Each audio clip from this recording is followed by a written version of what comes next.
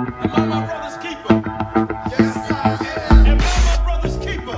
Yes, I am. Am I my brother's keeper? Yes, I am. Nino Brown Boxing, and I'm back in the building. Shout out to the LDBC. Don't forget to hit that like button and subscribe. So today, man, I was sitting back thinking about my favorite division in boxing, the welterweight division. And, you know, it's a lot of talks about Danny Garcia finally making some noise, talking about calling out Errol Spence, saying that'll be a good fight. You know, we'll find out if he's bluffing or if he's serious in due time.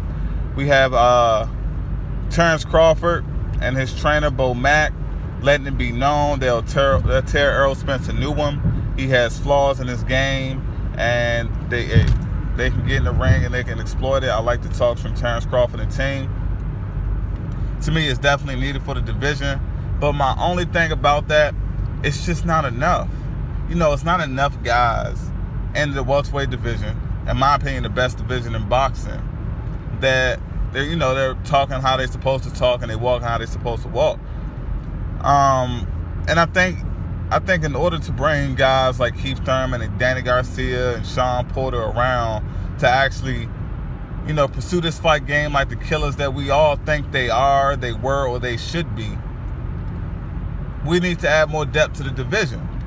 And I said it because what guys that are currently at 140 pounds and what guys that are currently at 154 could either come up or come down to 147 to add some depth. You know, 154 pounds has some guys that are pretty damn good. They're not big for the division, but they're not as active. And like one guy that stands out to me is Charles Hatley. Even though Charles Hatley got demolished and ran through by Jermell Charlo at 154, outside of Errol Spence and possibly Keith Thurman, I don't see Sean Porter or Danny Garcia or Jesse Vargas doing that to Charles Hatley. Like, prior to making this video, you know, I looked over some of the tape, and Charles Hatley, he's a good damn boxer. He's a good fighter. He has some power, and I believe if he can make 147 comfortably, he could definitely make some noise down at 47. You also have guys like Austin Trout. I made videos about this before. Some people say Trout is too old, but I feel like Trout can make the weight. If you got a guy like Kell Brook, and to me, just based off the eye test, it seems like he's bigger than Austin Trout. You got guys like Errol Spence that can make the weight. You got a guy like Keith Thurman that, even though he's a few inches shorter than Trout, Keith Thurman, he balloons up. I truly believe Austin Trout can make the weight. And, you know, you bring a guy like Austin Trout down to 147, you start matching him up against an Errol Spence, a Keith Thurman, a Sean Porter, a Jesse Vargas, and it starts to add some depth to it. You know, it puts these guys in a position where the rankings are, you know, they're quality rankings. Like a lot of times the IBF rankings, you know, it's pretty much trash. You got guys in the IBF that are moving out of the way, trying to maneuver their way away from a title shot against Errol Spence. But what if Charles Hatley was in the IBF rankings? What if Austin Trout was in the IBF rankings? Now, I've been looking around at 140 and trying to figure out what guys at 140 can actually come up to 47 and make some noise. Right now, me personally, I don't see it. If anyone else sees it, then, you know, I say go for it. Let me know about it, because I currently don't see it. Maybe I'm just ignorant to it right now. Maybe I just didn't do enough research. But I know it's definitely guys at 154 pounds that can definitely make that transition. I know, you know, the weight cut is not the best on the body, but I'm not expecting guys like Jermell Charlo and Jared Hurd to make these weight cuts down to 147. I'm just talking about the guys that are significantly smaller compared to the Jared Hurds and the Jermell Charlos and the Julian Williams. Like, those guys are some big 154 pounders. Because it's a lot of talks about weight bullying, and at this point it seems like these weight classes have evolved into guys in 170 pound range, you know, cutting down to 147, and guys in the high 170s, 180s, and 185 range cutting down to 154. So since these divisions are evolving, like, you have heavyweights that are a lot bigger, I mean, just by basic common sense, it's to be expected that you'll have junior middleweights and welterweights that are a lot bigger. That's just my take on it when it comes to that. So instead of putting yourself at a disadvantage, guys like Charles Hadley, guys like Austin Trout, and whoever else may be on that list. Even a Tony Harrison. I said you bring Tony Harrison down to 147, he will make some noise. I think Tony Harrison has to, even though the only problem with Harrison is he doesn't have a chin. It's not like an Amir Khan chin, but then you may have to factor in he's fighting guys that are bigger punches at 47. Like Hurd, when Hurd stopped him and knocked him out, and when Willie Nelson knocked him out, those guys are significantly bigger than him. So if you bring a guy like Harrison down to 47 and you match him up with Sean Porter, Danny Garcia, Keith Thurman, Errol Spence, and you just spread them out across the sanctioned bodies and have them ranked by all of the sanctioned bodies, it adds so much depth to the division that a lot of ducking and dodging, it kind of becomes pretty much impossible.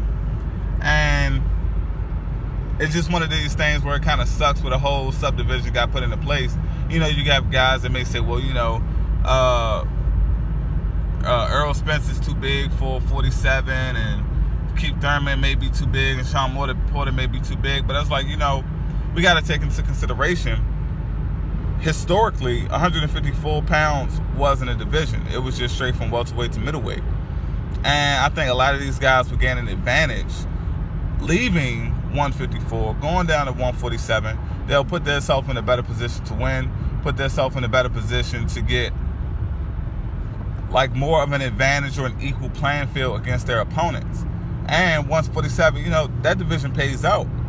So I think this approach would be good for a lot of guys at 154 to drop back down. I mean, if you're not as big as the Herds and the Charlos, and like even Arislani Lara, I think Lara can campaign at middleweight. He'll be a smaller or a mid-sized middleweight, but I think guys just making that transition, dropping down to 147, will definitely add a lot of depth to my favorite division in boxing. It'll add a lot of depth to a lot of other people's favorite division in boxing, that being the welterweight division, and pretty much give us the fights that we want. See, a fight with like a Tony Harrison for a Sean Porter, where he's like, okay, well, this guy isn't significantly smaller than me.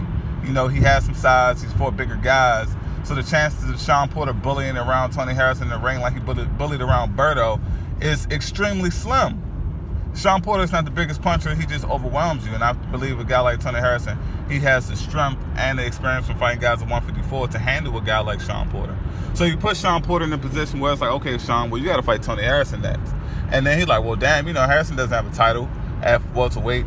It's a high risk, low reward. That's pushing a guy like Sean Porter to fight some of the upper echelon welterweights like an Errol Spence. Especially if Keith Thurman and Danny Garcia is tied up.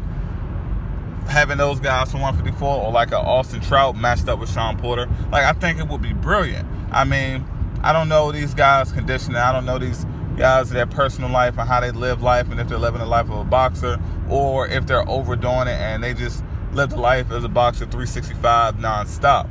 But I truly believe if Sean Porter has the ability to shrink down to 143 and face Adrian Broner, you got guys at 154 that should be able to shrink down and make that welterweight limit. That's just my take on it. I'm all about adding depth to the division. For me, this isn't anything new. This is based off of, what the guys saying to me, like my dad and my grandfather, they don't like these subdivisions like 154, 168.